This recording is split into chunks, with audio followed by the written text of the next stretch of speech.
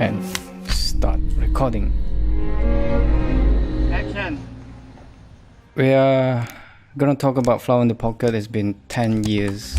I thought you don't want to talk about this. Yeah, I don't want to talk about that, but let's do it anyway.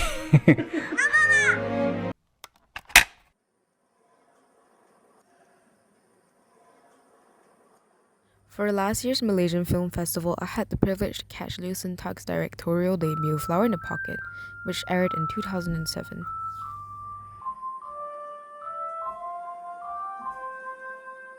Now forget that the awards came from Busan, Brazil, or Toronto, and that he was showcased in the Museum of Modern Art, or that he was a pioneer of Malaysian New Wave. Case in point, the question that haunted me the most was, how is this film so bloody charming? Or in the words of their own producer, 妙的感动，我就觉得说 how do we do 怎 it? 样做的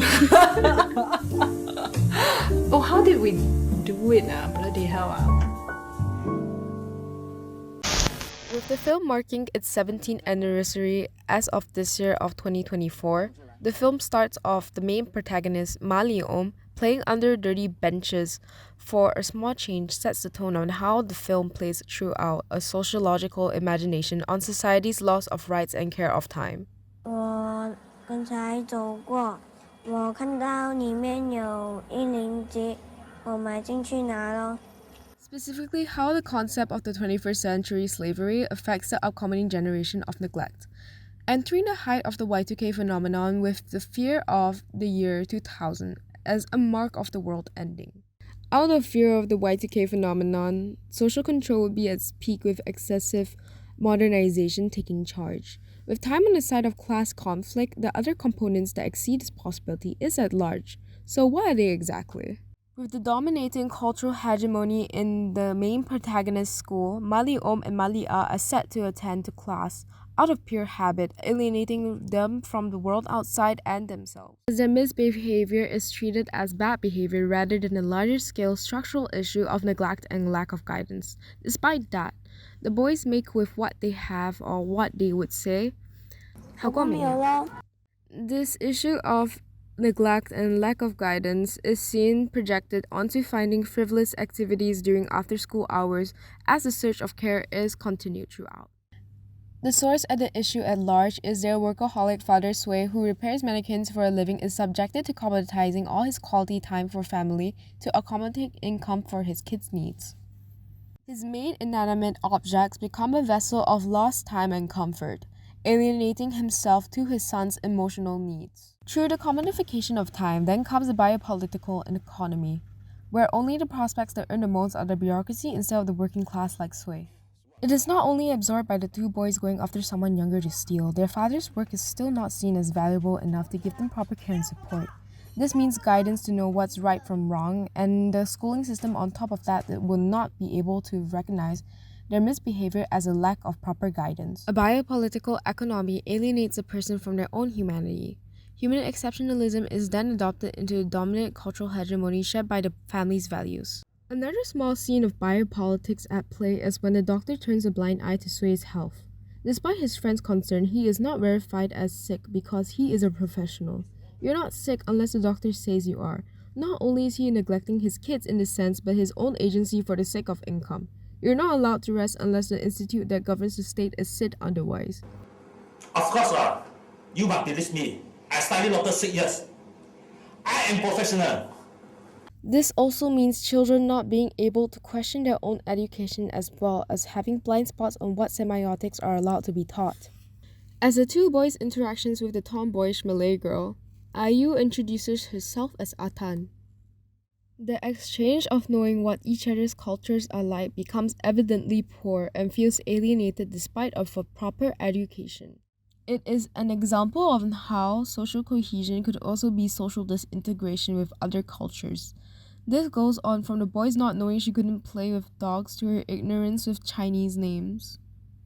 As what is being taught is not equipped enough for each other's cultures with learning its terms and traditions, but not as semiotics and how it affects deeply within its culture. The loss of care put into the education system is furthered even more by the boy's lack of a guardian. Entering the second half of the film, not only social stratification forming disintegration of race plays a role, but also gender. Whether intentionally or not, the film has an underlying example of men suffering in the patriarchy dealing with a modernization of work.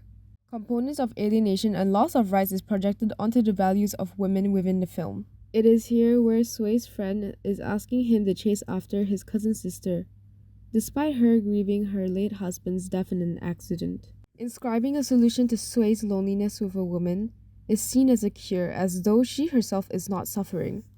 The same type of rhetoric can be seen through his co-worker Mamat. Yalah. Ini perempuan kalau dia sudah bersalin nanti 40 hari you tak boleh kacau sama dia, tak boleh usik langsung tau. You boleh tahan kan 40 hari? Mesti tak boleh tahan punya. Asking Sui if he could stand 40 days without sex.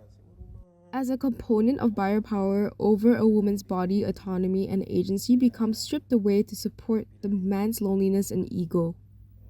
There is an inability for women to enjoy their own sexuality, as it's only an act to produce children. This form of social control using biopolitics for both parties solidifies and strengthens its dominating cultural hegemony, making it harder to realize and easier for social disintegration, leading to a further alienation. Sue's mannequin is a placeholder for all these feelings as well. Though an outward effect of said alienation would be Sue's lack of exercise care and apathy towards the puppy Happy. It is when the two boys then decide to take in Happy from a restricted area, it becomes a unit within the family that is not seen the same way by the father. Sui, who does not have the time, care, or resources to take a puppy in, returns it back to a landfill, can be seen as an example of seeing the puppy's worth to not being equal to that of humans but of trash. The kids' projected needs of care and affection onto Happy being thrown away sends a message that they themselves are unworthy of their dad's care and affection. Despite parallel to their dad's mannequin, the same sort of loss and needs being placed on as well, it is not being able to exist within the same vein. And then, his son does not try to get his father's help as he has learned that he won't get his father's care. All things considered, it becomes an unformidable sociological imagination of a biopolitical economy because of the communication of time. Despite the attempts of repairing the mistakes made by Sui, it still led to the boys never meeting with Liew and the puppy being left wandering alone. In this sense, the cycle of neglect is then perpetuated within itself. Audiences are left to question the consequences of their own apathy in the world where time is running out. Liew Sun-tat's Flower in the Pocket is left as a charming love letter to childhood and what we could learn to integrate compassion into our social culture of alienation and apathy.